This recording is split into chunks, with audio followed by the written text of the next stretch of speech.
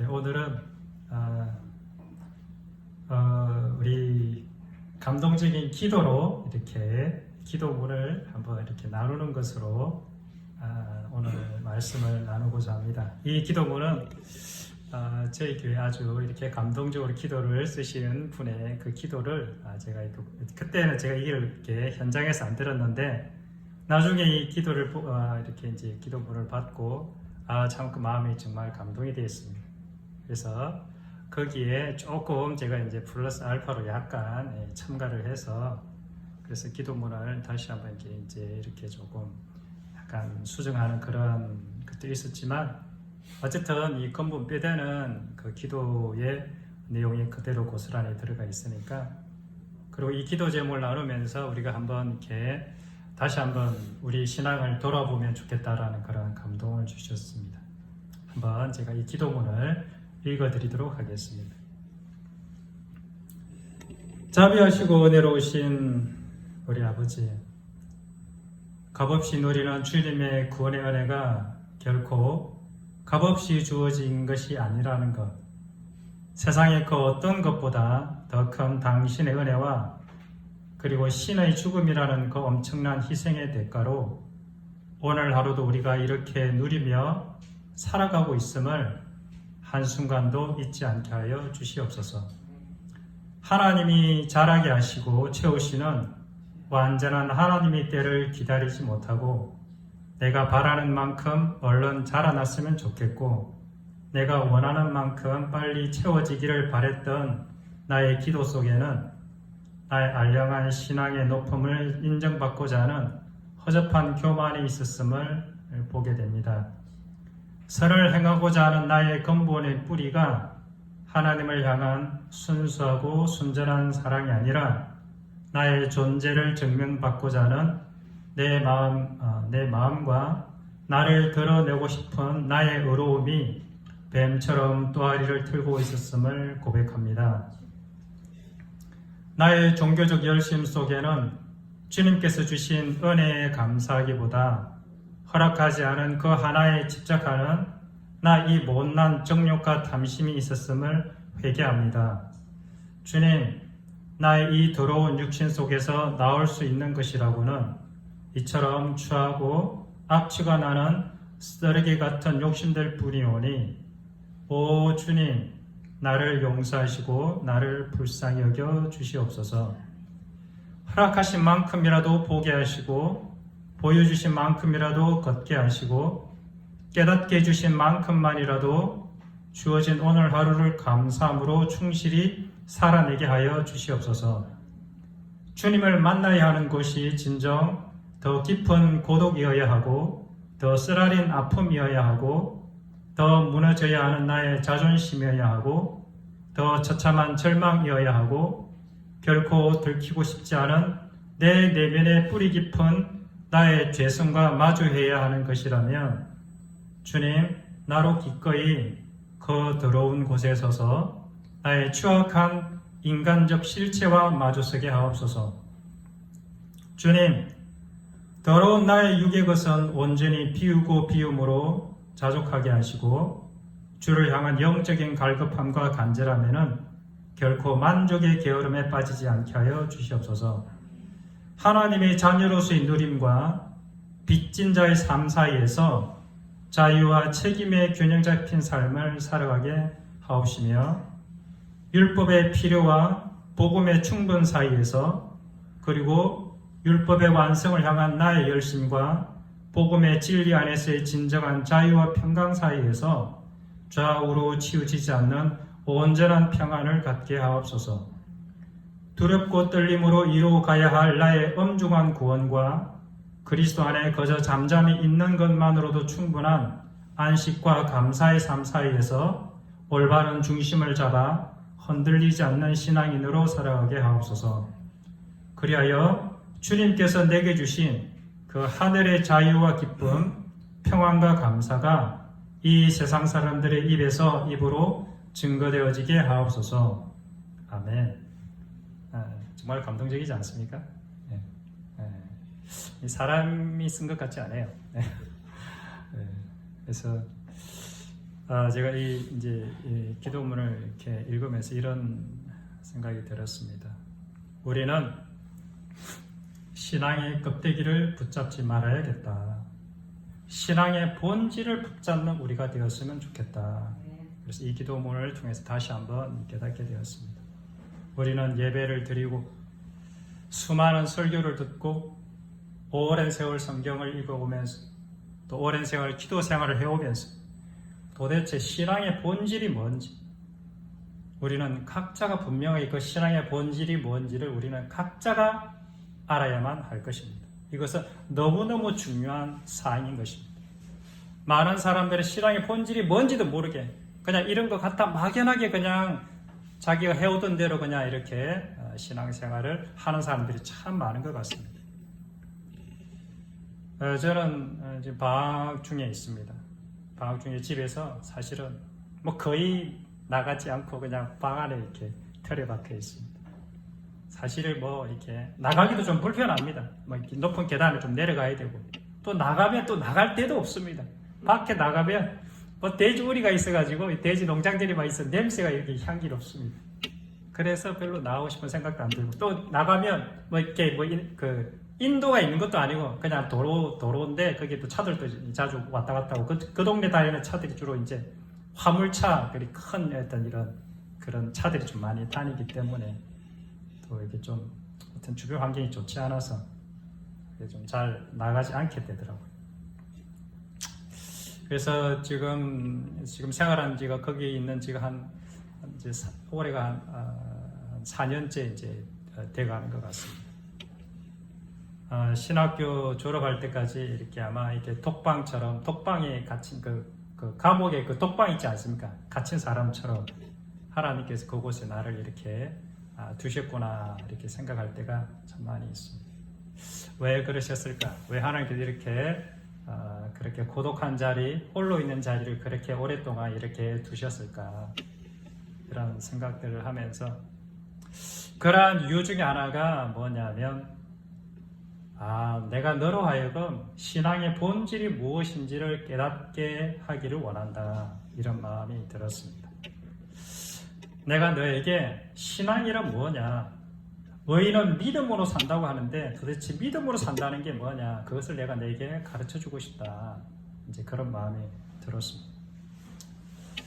우리 광년의 식구들도 그냥 주일날 예배드리고 수요 예배드리고 뭐 새벽 기도하고 금요 철야하고 막 여러 가지 것들을 하지만 그렇게 왔다 갔다 하는 이런 것이 아니라 본인 스스로 내 스스로가 도대체 신앙이란 뭐고 신앙의 본질이 무엇인지 믿음으로 산다는 게 무엇인지 본인 스스로가 해답을 찾아낼 수 있었으면 참 좋겠습니다. 우리 기도문에도 나왔지만 신앙에는 하나님의 자녀로서의 그냥 누림이 있어요. 내가 하나님의 자녀가 되었기 때문에 내가 누릴 수 있는 많은 것들이 있습니다. 그러나 그 누림을 얻기까지 예수 그리스도께서 우리에게 주신 그 사랑의 빛, 그 빛으로서 우리가 지녀야 될 책임도 우리가 같이 동시에 지니고 있다는 것입니다. 율법을 이루어내야 되는, 우리 율법을 이루어내야 되는 그러한 필요가 있는 반면에 내가 복음이면 충분한 그 사이의 긴장감이 사실은 또 우리에게 있습니다. 율법을 완성을 향한 나의 열심과 나의 열정을 드려야 되는과 동시에 복음의 진리 안에서 그냥 자유롭고 평안한 그러한 것들이 우리 신앙인들에게는 주어지는 것입니다. 내가 두렵고 떨림으로 나의 구원을 이루어가야 될 그 엄중한 그 구원에 대한 하나님의 어떤 요구와 반면에 내가 그냥 그저 그리스도 안에 잠잠히 머무는 것만으로도 충분하고 만족한 그러한 안식과 감사의 삶이 우리 안에 동시에 주어져 있는 것입니다. 이 둘 사이에 적절한 균형을 잡는 것은 정말 신앙에 있어서 중요한 것이다. 그렇게 생각합니다. 네. 배경음악도 쫙 깔아주니까 정말 참 좋네요. 네. 네. 열심히 최선을 다하되 결코 거기에 매이지 않는 삶, 늘 고요하고 평안한 삶을 살면서도 누구보다도 더 충성된 삶을 살아가는 열정적인 삶을 사는 것. 내가 형식과 틀은 가지되 결코 거기에 매이지 않는 자유로운 삶을 사는 것. 예배와 기도와 말씀과 봉사, 헌금, 구제 등 각종 율법적인 모든 틀 안에서 내가 완전한 자유롭지만 그러나 그 율법적인 삶이 감사와 기쁨으로 저절로 내 삶에서 이루어지는 삶을 사는 것. 이것은 정말 중요한 요소인 것입니다. 사실 우리는 아무것도 하지 않아도 내가 그리스도 안에 있는 것만으로도 사실은 우리는 충분합니다. 그것으로도 하나님은 우리 넉넉히 우리를 구원하실 수 있습니다. 그러나 내가 그리스도 안에 있다는 그 자유가 나를 나태하게 하거나 결코 게으른 삶에 대한 면죄부가 되는 것은 결코 아닌 것입니다.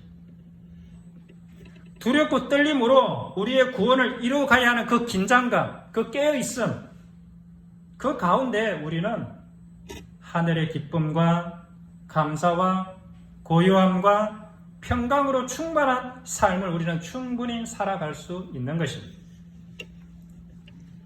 이런 인생이 참 신앙인의 모습이 아닐까 생각해 봅니다.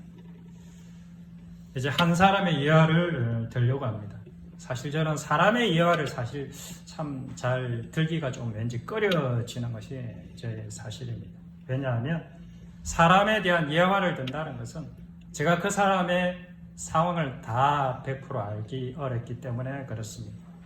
그 사람의 의도가 무엇인지 정확하게 알아내기가 상당히 어렵기 때문에 그렇습니다. 그래서 정확한 사실을 전달하기가 어렵기 때문에 사람들에 대한 예화를 사실은 참 잘 들지 못하고 있습니다. 그래서 사소한 문구 하나하나보다는 이 예화를 통해서 전체적인 맥락이 대충 어떻게 흘러가는지 그 줄기만 잡고 들으시면 좋겠습니다. 이분은 제 신학교 입학할 때 같은 해에 입학했습니다. 저는 3학년으로 편입했고 이분은 1학년으로 이렇게 들어가게 되었습니다. 같은 면접을 그때 이제 같이 봤죠. 같이 봤는데 이제 한 사람 한 사람 이렇게 봤는데 그 입학할 때 면접할 때 이제 얼핏 이제 듣기로는 자기가 왜 신학교 왔느냐 이렇게 묻지 않습니까? 그럴 때 이제 나는 사실 이만저만 해가지고 어느 날 성령 불을 받는 체험을 했다. 그래서 하나님께 직접 감동을 주셔가지고 내가 신학을 하게 되었다. 이렇게 고백한 친구였습니다.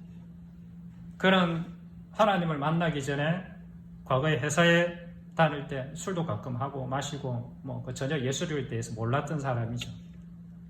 그래서 주변 사람들의 어떤 그 간절한 기도와 또는 본인이 어떤 이렇게 또 어떤 계기를 통해서 하나님 앞에 내가 하나님을 만나야 되겠다는 그런 마음이 생겨서 하나님 앞에 그렇게 참 간절하게 이렇게 찾던 그런 시간이 있었다고 합니다.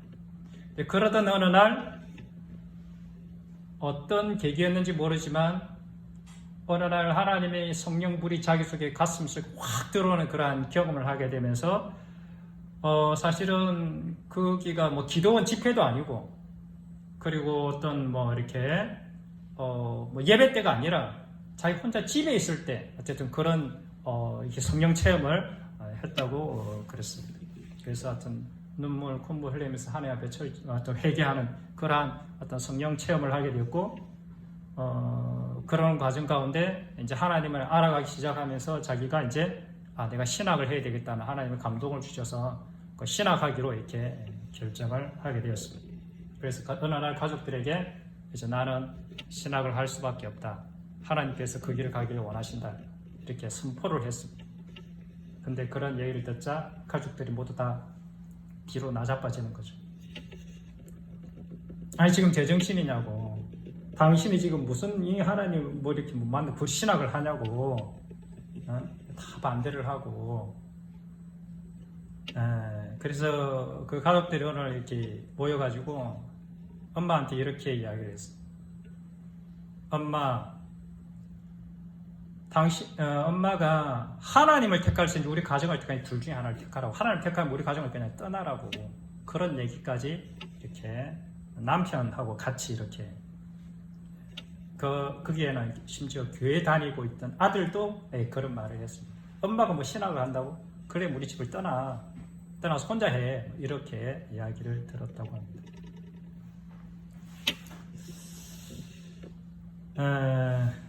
근데 이때 친구는 그 자리에서 울면서 이렇게 고백을 했다고 합니다. 나는 가족을 버릴 수는 있지만 하나님은 버릴 수 없어. 그렇게 하고 신학교에 지원을 해서 이렇게 신학교로 들어오게 되었습니다. 그리고 나중에 하나님께서 그 사건을 이렇게 하나님께 직접 이렇게 음성으로 이렇게 들려주셨다고 하는데, 내가 그때 내게 아브라함의 믿음을 선물로 주었다. 이런 얘기를 이렇게 하나님의 음성으로 들었다고 합니다.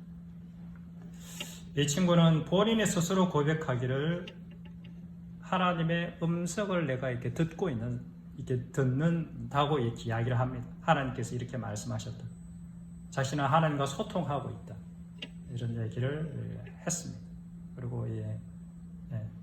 그리고 하나님께서 언젠가 내가 너를 간증 자리에 세울 건데 그때 그 자리를 위해서 내가 들려준 하나님의 음성들을 다 기록하라 해가지고 지금 이제 하나님께 들리신 음성들을 노트에다 다 지금 이제 기록을 하고 있다고 그렇게 이야기했습니다.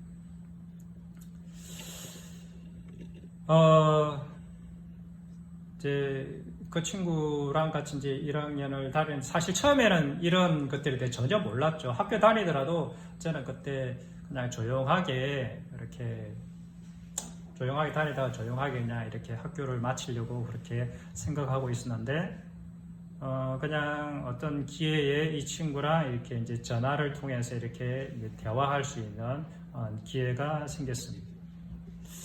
아마 하나님의 뜻이었겠지요. 그래서 이 친구랑 이야기를 쭉 이제 하면서 자기 감정도 하고, 그 다음에 내가 깨달았던 거 이런 이야기들도 나누고 나의 이야기도 좀 하고 이러면서 서로 이제 이야기들을 나누었습니다. 그래서 그때부터 지금까지는 한 3년 정도 이렇게 됐겠네요. 이런저런 이야기들을 이렇게 나눴습니다. 자주는 아니지만 한번 통화를 하면 거의 한번 서너 시간 그냥 기본적으로 이렇게 어떤 대화를 이렇게 나눴던 것 같습니다. 그래서 이런저런 이야기하면서 제가 깨달은 십자가 복음, 자아의 죽음, 십자가 사랑 이런 얘기들을 이렇게 제가 강조해서 이야기를 해주었습니다. 그래서 이런 얘기할 때 그 친구는 감사한 것은 그 친구가 제가 그동안 만났던 이렇게 그 영향을 받았던 목사님들을 쭉 했는데 그 목사님하고 똑같이 자기도 그렇게 영향을 받았고 지금도 그 목사님들을 좋아하고 설교를 듣고 있다고 그러더라고요. 그래서 너무 참 신기했습니다. 어쩌면 이렇게 생각이 이렇게 똑같이 이렇게 한두 사람은 갖출 수가 있는데 서너 사람이 똑같이 이렇게, 그것도 내가 이제 꼽는 사람들만 어떻게 그렇게 갖출 수가 있냐. 참 놀랐습니다. 그래서 어쨌든 더 이야기가 잘 통했는지 모르겠습니다. 어떤 때는 통하다가 밤을 거의 꼬박 새는 때도 있었습니다. 그러던 어느 날 하나님의 때가 되었는지 제가 의식해서 이렇게 나눈 건 아닌데 제가 이런 말을 했다고 하더라고요. 그날도 거의 밤이 끝나갈 무렵 이렇게 새벽이 다가오는 그 시점에서 십자가 사랑이 어떻고 자의 죽음이 어떻고 하면서 그렇게 대화를 하고 있었습니다. 그래서 제가 이런 말을 했는데, 우리 곁에, 당신 곁에 있는 그 동료 전도사님 비판하는 거, 옳고 그르고 시시비비를 따지는 거, 이것은 하나님을 비판하는 것과 똑같다. 이 말이 그의 가슴에 확 못이 박혔던 것 같습니다.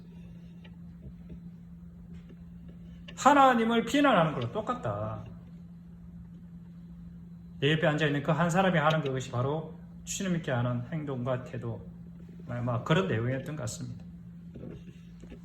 그래서 이 말을 가슴이 콱 박혀서 전화를 끊고 나서 이제 이렇게 그가 그때 이제 그게 얼마 안 됐죠. 한 몇 개월 됐나? 최근이죠. 통화가 거의 끝날 무렵 이제 그런 얘기를 듣고 나서 자기는 그 이후에 이제 이런 얘기, 내가 그때 망치로 하나 얻어맞은 것 같았다. 그리고 하나님 앞에서 이제 결심을 하게 됐다고 합니다. 나라는 존재가 죽지 않으면 그런 십자가의 삶, 그리고 예수 그리스도 닮아가는 삶이 불가능한 거구나 하는 것을 깨닫게 되었다고 했습니다. 내가 죽어야만 하는구나. 이 자아의 죽음 없이는 어쩌면 구원을 받지 못할 수도 있겠다라는, 제가 사실 그렇게 생각하거든요. 그런 구원관에 그 친구도 조금씩 동의가 되기 시작했던 것 같습니다. 그래서 그날 노트에다가 이렇게 기록했다고 합니다. 나는 오늘부로 죽었다. 오늘부로 내가 거듭난 날이 오늘이다 하고 그 날짜를 이렇게 노트에다가 기록했다고 했습니다. 그리고 이제 그 이후에 몇 개월이 흘렀죠. 그가 고백하기를 그 이후에 그가 나누는 감정들이 이전과는 다른 나의 변화된 삶들을 나누기 시작했습니다. 예전에는 시시비비 옳고 그름을 가지고 사람들을 판단했던데 이제는 다른 사람들 허물이 보더라도 누가 나를 모욕하더라도 이제는 그것이 내 마음에 상처가 되지 않는 그러한 것들이 무엇인지 내가 경험하기 시작했다. 이러한 감정들을 나누기 시작했습니다. 자신의 죽음을 선포한 날부터 내가 십자가 사랑을 해야겠다는 강렬한 열방에 사로잡혔다고 했습니다. 그렇게 십자가의 길로 들어서자 드디어 사람들과의 관계에서 올라오는 우욱하는 성질들이 조금씩 사라져가는 경험을 하기 시작했다고 최근에 고백하고 있습니다. 남들의 잘못을 따지는 것을 넘어서 나의 억울함을 참아내고 견뎌내며 타인의 수치와 모욕들이 마음에 걸림이 되거나 분노가 되어 차오르지 않는, 그러니까 분노가 되지 않는 그러한 것들을 본인 스스로가 체험하고 있다고 이렇게 감정을 나누었습니다. 그리고 고백하기를 내가 얼마나 이 십자가 복음을 알게 된 것이 너무너무 감사하다. 이 마음의 평강이 얼마나 감사한지 모른다. 그래서 이 십자가 사랑을 자신의 그 두 자녀가 있는데 하나는 아들과 딸이 한 명 있는데 이 아들과 딸이 이제 엄마를 보고 그 아들은 그 엄마를 이렇게 반대하던 아들은 이번에 신학교에 들어갔습니다. 둘째도 신학교에 가겠다고 지금 그렇게 준비해. 둘째가 딸인데 엄마가 예전과는 다르게 너무 많이 부드러워졌고 온유해졌다 이런 얘기를 자녀들로부터 들었다고 이야기를 했습니다. 이제야 조금씩 예수 닮는 향기가 나는 것 같다는 뭐 그런 이야기들을 이제 본인의 입으로 이렇게 전해주는 것을 들었습니다. 우리는 지난주일 목사님의 설교 가운데 은사자들에 대한 이야기를 들었습니다. 은사자들이 참 있는데 참 때로는 은사자들 가운데 너무 무례하고 참 욕심 많은 사람들, 이기적인 사람이 많더라. 그런 사람이 근데 병도 고치고 예언도 하고 방언도 하고 하나님의 음성도 듣고 도대체 이게 뭐냐. 저도 사실은 좀 궁금했습니다. 근데 우리가 한 가지 분명히 아는 것은 불법을 행하는 자들도 하나님과 전혀 상관이 없는 자들도 예언을 할 수 있다는 거고 병도 고칠 수가 있다는 거고 귀신도 쫓아낼 수가 있다는 거고 방언도 할 수 있다는 것이라고 성경은 이야기하고 있습니다. 다르게 말하면 이런 눈에 보이는 은사, 기적 이런 것들로 진짜와 가짜를 너희는 구별해내지 못한다. 이렇게 말하고 있는 것입니다. 진짜도 그걸 할 수 있고 가짜도 할 수 있으니까 어느 게 진짜인지 알 수가 없다는 거죠. 그래서 마태복음 24장에 이런 말씀이 있는 것 아니겠습니까? 그때 사람들이 너희에게 말하되 보라 그리스도가 여기 있다 혹은 저기 있다 해도 믿지 말라. 거짓 그리스도들과 거짓 선지자들이 일어나 큰 표적과 기사를 보여 할 수만 있으면 택하신 자들도 미혹하리라. 그렇습니다. 진짜와 가짜는 결코 눈에 보이는 표적과 기사로 구분되어질 수 있는 것이 아닌 것입니다. 사람은 외모를 보고 판단할 수밖에 없습니다. 그러나 하나님은 그 마음의 중심을 보고 그 중심이 어떠한지 그것을 보고 진짜인지 가짜인지를 판단하시는 것입니다. 진짜와 가짜는 그 열매로 구분되어질 수밖에 없는 것입니다. 우리는 나무 모양만 보고 그것이 진짜 포도나무인지 가짜 가시나무인지 우리는 구분해낼 수가 없습니다. 그가 어떠한 열매를 맺혔는가 그것을 보고 우리는 그 나무가 포도나무인지 가시나무인지 우리는 알 수가 있는 것입니다. 그 사람의 마음의 근본 동기가 어디에서 시작되었는가로 진짜와 가짜가 판가름 나는 것 아니겠습니까? 다르게 말하자면 나 이 더러운 육신의 자아가 십자가에서 죽은 자에게만 나타나는 그 십자가의 사랑의 열매로만 진짜와 가짜가 판별나게 되는 것입니다. 거듭나지 못한 자, 가짜는 자기 자신이 아무리 내가 좋은 열매, 아름다운 열매를 맺고 싶어도 간절히 원해도 맨날 기도해도 안 되는 것입니다. 맺을 수가 없습니다. 그는 결코 주님을 닮은 주님의 온유와 겸손의 열매를 맺을 수 없습니다. 그래서 온유와 겸손의 열매를 맺지 않는 은사자들은 다 가짜인 것입니다. 그냥 우리 눈에는 저 겸손한 척 보일 수가 있죠. 우리 눈에는 온유한 척 보일 수가 있습니다. 사람의 눈은 속일 수가 있어요. 그러나 주님의 눈은 결코 속일 수는 없습니다. 진짜는 씨앗이 땅에 떨어지면 그 씨앗이 어떻게 돼? 적당한 조건만 되면 스스로 싹이 트지 않습니까? 우리가 어떻게 그 씨앗을 싹 트게 우리 힘으로 할 수 있습니까? 그러듯이 진짜는 주님 안에 붙어 있기만 하면 저절로 주님을 닮은 그 겸손과 온유가 내 안으로 자동적으로 들어오게 되어 있는 것입니다. 그 열매가 자동적으로 맺혀지게 되는 것입니다. 이것이 복음인 것입니다. 내가 할 수 있는 게 아무것도 없어. 내가 아무것도 안 해도 됩니다. 그분께 붙어 있기만 하면 그분의 그 사랑과 자비, 겸손, 온유가 내 안에서 다 이루어지는 것입니다. 내가 해야 되는 거 단 한 가지. 그것은 그동안 나의 육을 지탱해왔던 이 모든 것들을 완전히 잘라내고 참 포도나무 되시는 그분의 가지에 내가 접붙여 줘야만 그 열매가 맺혀지는 것입니다. 얼마나 쉽습니까? 그냥 잘라서 접붙이기만 하면 되니까. 그분이 하라는 것만 하면 되는 것입니다. 내가 죽었기 때문에 이제는 그분의 명령이 결코 무겁거나 힘든 것이 아니게 되는 것입니다. 그분의 명령을 따라 걸어가는 것, 이것을 순종이라고 하며 주님과 동행하는 것이다. 이렇게 부르는 것입니다. 요한복음 3장 36절에 그래서 이런 말씀이 있습니다. 아들을 믿는 자에게는 영생이 있고 아들에게 순종하지 아니하는 자는 영생을 보지 못하고 도리어 하나님의 진노가 그 위에 머물러 있느니라. 그래서 믿음이란 반드시 순종의 결과로 나타나게 되어 있는 것입니다. 우리가 왜 순종을 못합니까? 그것은 하나님을 믿지 않았기 때문에 순종할 수가 없는 것입니다. 다르게 표현하면 내가 살아있기 때문에 내 육체의 본성은 말씀과 원수시간이기 때문에 육이 살아있는 인간은 결코 하나님의 말씀을 지켜낼래야 지켜낼 수가 없는 것입니다. 이것이 왜 그동안 우리가 맨날 죄의 쳇바퀴 가운데 살아가야만 했던 이유가 바로 여기에 있는 것입니다. 주중에는 죄를 짓고 주일날 나와서 주님 앞에 회개하고 또 주중에 나와서 죄를 짓고 또 회개하고 왜 그렇습니까? 그 사람이 죽지 않아서 그러한 일을 계속 반복하고 있는 것입니다. 아마 죽을 때까지 그렇게 하겠죠?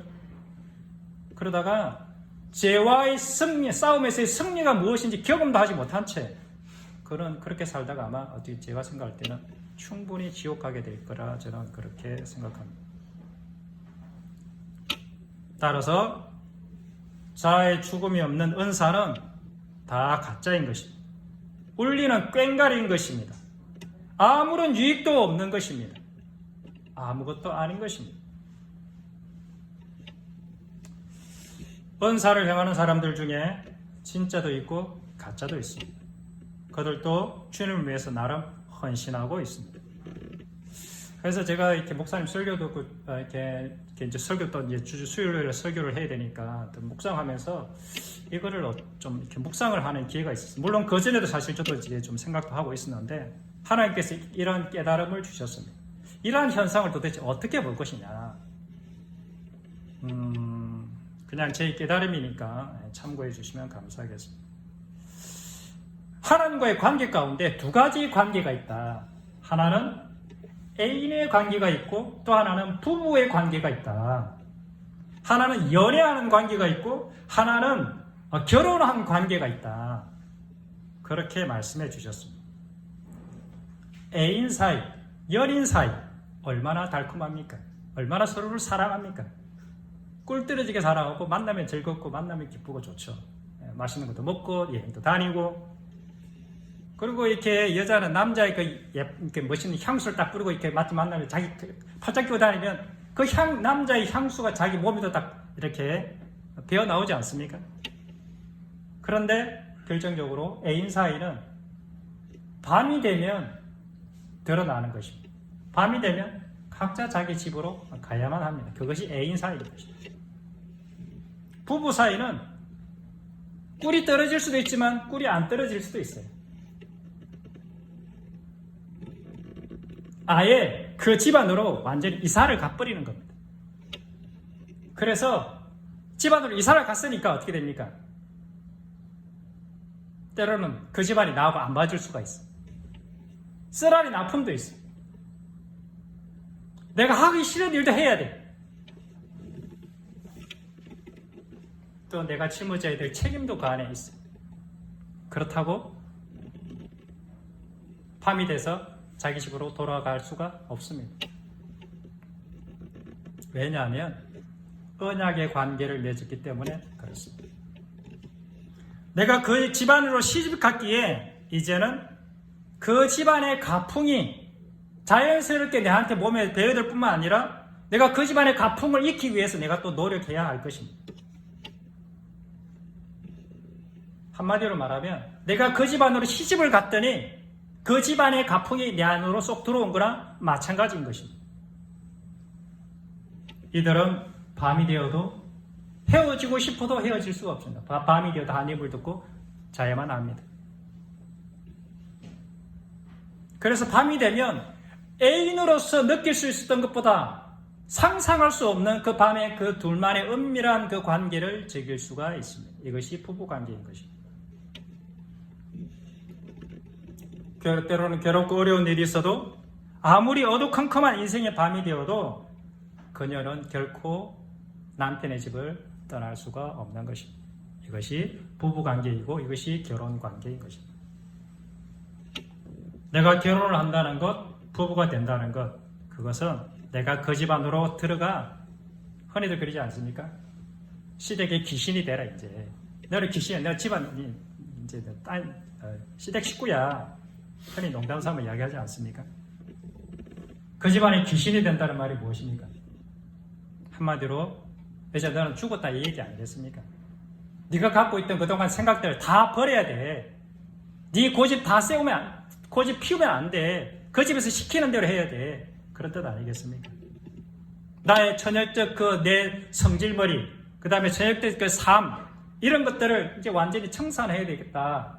그런 것이 시집 가는 것 아니겠습니까? 그래서 저는 내 자아가 죽지 않은 상태로 연애만 하는 그런 애인 관계로는 저는 결코 천국에 들어갈 수 없다고 저는 생각합니다. 내 자아가 완전히 죽어서 내 육이 완전히 십자가에 못 박힌 존재임을 인정하고 나는 이제는 시집을 떠났어. 친정을 떠난 존재야. 이렇게 인정하고 이제는 내 시댁의 귀신이 됐어. 나는 죽었어. 이제는 나라는 존재는 없어. 이렇게 고백하고 결단하는 그 사람만이 진정 천국의 백성, 하나님 나라의 백성이 될 거라고 저는 믿습니다. 모세가 있습니다. 모세가 애굽으로 하나님 부르심으로 애굽으로 갔습니다. 모세가 애굽에 가가지고 애굽에서 행한 하나님의 모든 역사, 하나님이 이스라엘 백성들은 모세를 통해서 행하시는 하나님의 모든 역사를 직접 눈으로 경험하고 체험을 했습니다. 저는 그 기간이 이스라엘 백성과 하나님의 연애 기간이다. 저는 그렇게 보았습니다. 그 자리에 기적도 있었고요. 그 자리엔 애굽과 이스라엘 간의 구비를 하는 그 놀라운 역사도 있었습니다. 유월절 피해 사건도 있었고요. 그리고 이것까지도 저는 이스라엘 백성과 하나님의 연애 기간이다. 이렇게 보는 것입니다. 왜냐하면 하나님께서는 애굽 땅 안에서 결코 하나님과 이스라엘 백성 간에 부부 생활을 할 수 없기 때문에 그렇습니다.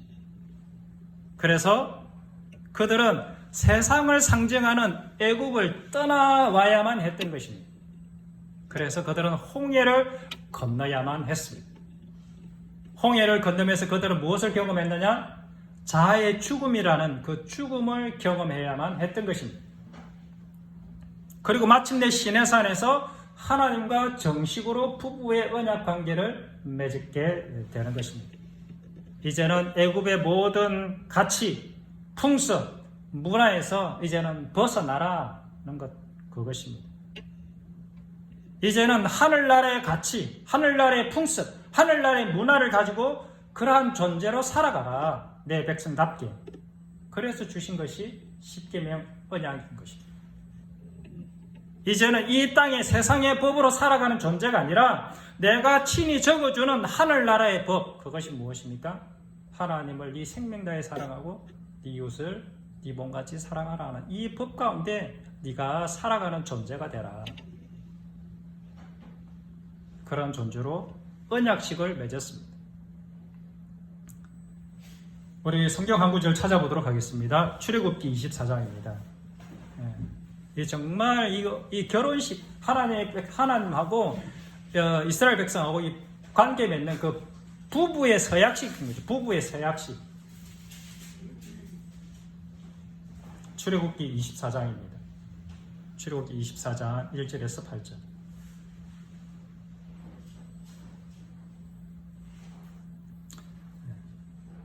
천천히 찾으십시오. 출애굽기 24장 1절에서 8절입니다.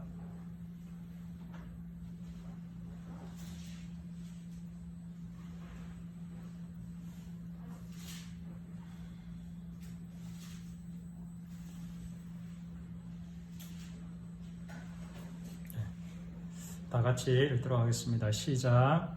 또 모세에게 이르시되 너는 아론과 나답과 아비후와 이스라엘 장로 70명과 함께 여호와께로 올라와 멀리서 경배하고 너 모세만 여호와께 가까이 나오고 그들은 가까이 나오지 말며 백성은 너와 함께 올라오지 말지니라.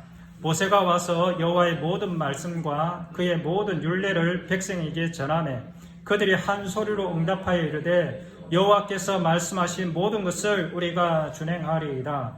모세가 여호와의 모든 말씀을 기록하고 이른 아침에 일어나 산 아래에 제단을 쌓고 이스라엘 12지파대로 12기둥을 세우고 이스라엘 자손의 청년들을 보내어 여호와께 서로 번제와 화목제를 드리게 하고 모세가 피를 가지고 반은 여러 양푼에 담고 반은 제단에 뿌리고 언약서를 가져다가 백성에게 낭독하여 듣게 하니 그들이 이르되 여호와의 모든 말씀을 우리가 준행하리이다.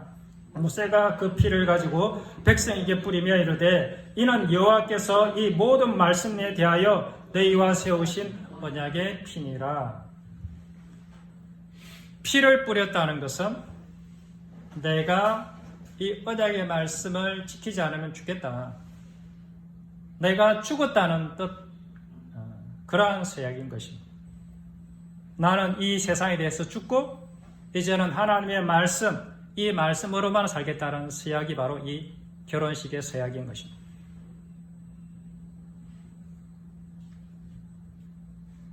그리고 나서 하나님께서는 이스라엘 백성들하고 혼인 잔치를 여십니다. 그리고 하나님의 신방이 드디어 만들어지게 되는 것입니다. 그것이 바로 성막인 것입니다. 하나님이 직접 이 땅에 내려오셔서 우리 안에 머무시는 것, 그것이 성소고 성막인 것입니다. 그런데 이제 나머지가 하나 있습니다. 우리가 이제 그 성소 안으로 들어가야만 하는 일이 우리에게 남아 있습니다. 어떻게 들어가야 합니까? 그것은 제사로 주님 안으로, 주님의 그 지성소 안으로 우리는 들어가야만 하는 것입니다. 그래서 그곳에서 하나님을 직접 배워야만 하는 것입니다. 제사가 무엇입니까? 우리의 죽음을 말하는 것 아닙니까? 자아의 죽음의 피가 없이는 우리는 결코 주님을 만날 수가 없는 것입니다. 그래서 이런 말씀이 있는 것입니다. 로마서 12장 1절에 그러므로 내 사랑하는 형제들아 하나님의 모든 자비하심으로 너희를 권하노니 너희 몸을 하나님이 기뻐하시는 거룩한 산 제물로 드리라. 이것이 너희가 드릴 영적인 예배니라. 나의 전 존재를 날마다 죽음에 내어 던지고 주님만을 의지하며 주님만을 믿고 따라가는 삶, 높이시면 높이시는 대로, 낮추시면 낮추시는 대로, 배부르게 하면 배부르게 하신 대로, 굶기시면 굶기시는 대로, 외롭고 고독하게 하시면 외롭고 고독한 그대로 나를 향한 하나님의 그 뜻이 가장 선한 뜻인 것을 믿는 삶, 그리고 모든 일에 감사하며 묵묵히 그냥 하루하루를 살아가는 것, 이것이 진정 하나님께서 받으시는 영적인 예배인 것입니다. 하나님의 구원의 역사는 하나님과 인간 어느 일방적인 역사가 아니라고 저는 믿습니다. 하나님의 구원의 역사는 하나님께서 내 안에 들어오는 사건인가 동시에 내가 하나님 안으로 들어가야만 하는 사건이 두 가지가 동시에 만나야만 하는 사건이다. 저는 그렇게 바라보는 것입니다. 그래서 요한복음 15장 4절에 내 안에 거하라 나도 너희 안에 거하리라. 가지가 포도나무에 붙어있지 아니하면 스스로 열매를 맺을 수 없음같이 너희도 내 안에 있지 아니하면 거하리라. 주님께서는 이미 오래전에 우리 곁에 찾아오셨습니다. 이미 내 곁에 와 계십니다. 이제는 우리 차례입니다.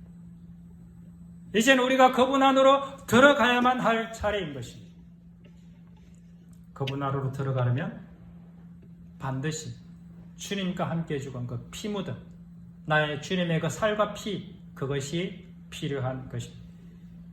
내 자아의 죽음이라는 피를 내 몸에 발라야만 주님의 지성소 안으로 우리는 들어갈 자격을 얻게 되는 것입니다. 결론을 맺겠습니다. 자아의 죽음, 나의 존재론적 죽음이 없는 그 어떤 은사와 기적과 능력은 다 가짜인 것입니다. 가장 강력한 은사가 무엇인지 아십니까? 그것은 바로 십자가의 사랑입니다. 이 십자가의 사랑이 성령 세례의 가장 분명한 증거요, 성령께서 임한 가장 강력한 증거라고 저는 확신합니다. 이 십자가 사랑만이 구원받은 천국 백성의 유일한 증거요, 표적이라고 저는 믿습니다. 왜냐하면 이 십자가의 사랑은 오직 성령 하나님만이 하실 수 있는 오직 성령님만의 열매이기 때문에 그렇습니다. 다 같이 기도하겠습니다.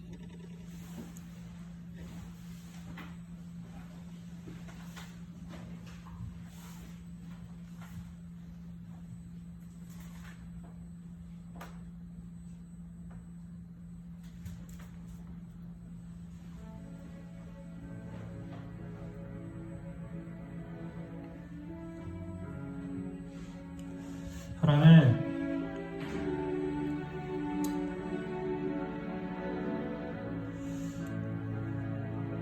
이 인간의 존재론적 죽음이 없는 그 어떤 은사와 기적과 능력은 가짜인 것입니다. 성령의 가장 강력한 은사는 바로 예수 그리스도의 십자가 사랑입니다. 이 십자가 사랑만이 하나님의 성령 세례의 가장 분명한 증거요, 성령께서 임한 가장 강력한 증거라고 저는 믿습니다. 왜냐하면 이 십자가 사랑은 오직 성령님만이 할 수 있는 오직 성령님만의 열매이기 때문에 그렇습니다. 주님, 주님께서 우리에게 찾아오셨습니다. 지금도 주님께서 문 밖에서 두드리고 계십니다. 늘 내 곁에 서서 나와 동행하기를 원하십니다. 이제는 우리가 주님 안으로 들어가야 할 차례인 것입니다. 내 안에 거하라 나도 너희 안에 거하리라. 우리가 주님 안에 들어갈 때 주님께서 우리 안에 들어오시겠다 또한 약속하셨습니다. 우리가 주님 안에 있지 않으면 우리는 아무것도 할 수 없다고 성경에서는 이야기하고 있습니다. 주님 안에 들어가기 위한 유일한 조건, 그것은 내 자아의 죽음입니다. 내 존재론적인 죽음인 것입니다. 하나님, 저희 자아를 죽여 주시옵소서. 저희 자아를 십자가에 못 박아 그리스도의 그 은혜 안으로, 그 은혜의 강물 안으로 풍덩 뛰어들기를 원합니다. 오늘 이 밤에 그 밤이 되기를 원합니다. 오늘 이 밤에 정말 내가 주님을 만나는 그 밤이 되기를 원합니다. 주님 앞에 결단하는 그 밤이 되기를 원합니다. 우리 다 같이 기도하겠습니다. 살아계신 아버지 하나님, 주님 은혜를 감사합니다. 우리가 무엇이가요? 하나님 이렇게 우리에게 찾아오셨습니다. 내가 너희 가운데 거하기를 원한다. 하늘에 계신 그분이 이 땅에 성소로 그 누추한 곳에 직접 찾아오시소. 내가 너희 아버지가 되기를 원하고 내가 너희 하나님이 되기를 원한다. 직접 그렇게 말씀하셨습니다. 하나님, 이제는 우리가 아버지 하나님께로 나아가야 될 때입니다. 이제는 우리가 하나님이 그 지성산으로 들어가야 될 때입니다. 우리 몸에 피를 바르고 우리 몸에 자아의 죽음이라는 이 피를 바르고 내가 그리스도와 함께 죽었다라는 그 고백을 가지고 이제는 그 주님의 그 성소, 주님의 계신 그 지성소 안으로, 주님의 그 언약궤가 있는 그 지성소 안으로 우리는 들어가야만 할 것입니다. 그곳에 들어가 하나님 사랑이라는, 이웃 사랑이라는 하나님의 그 영원한 계명, 그 언약서, 우리가 그것을 붙들고 이제는 그 뜻 가운데 살아가기로 결단하는 것입니다. 하나님, 하나님의 사랑으로 만들어 주십시오. 하나님의 사랑으로 거듭나게 하여 주십시오. 우리가 이 땅에 살지만 결코 이 땅에 가서 휘둘리지 않는 그러한 존재가 되기를 원합니다. 주님, 감사합니다.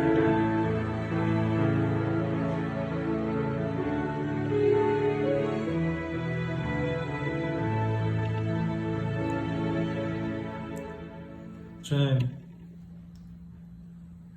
그 하나님의 십자가 사랑 정말 하고 싶습니다. 하나님, 그 십자가의 사랑의 그 깊이와 넓이와 높이를 깊이 깨달아 알기를 원합니다. 하나님, 우리에게 그 은혜를 허락하여 주시옵소서. 하나님, 하나님 그 사랑의 그 풍성함이 우리 안에 차고 흘러 넘쳐서 세상 사람들에서 입에서 입으로 전해진 증거되어지는 그 역사를 경험케 하여 주시옵소서. 내 옆에 있는 아내가, 남편이, 내 자녀가 참 당신 왜 그렇게 많이 온유해졌어요? 왜 그렇게 많이 겸손해졌어요? 그런 얘기를 듣는 것이, 그런 얘기 듣는 날이 곧 속히 올 수 있기를 주님 기도합니다. 하늘에 계신 우리 아버지, 아버지 이름을 거룩하게 하시며 아버지의 나라가 오게 하시며 아버지의 뜻이 하늘에서와 같이 땅에서도 이루어지게 하소서. 오늘 우리에게 일용할 양식을 주시고 우리가 우리에게 잘못한 사람을 용서하여 준 것 같이 우리 죄를 용서하여 주시고 우리를 시험에 빠지지 않게 하시고 악에서 구하소서. 나라와 권능과 영광이 영원히 아버지의 것입니다. 아멘.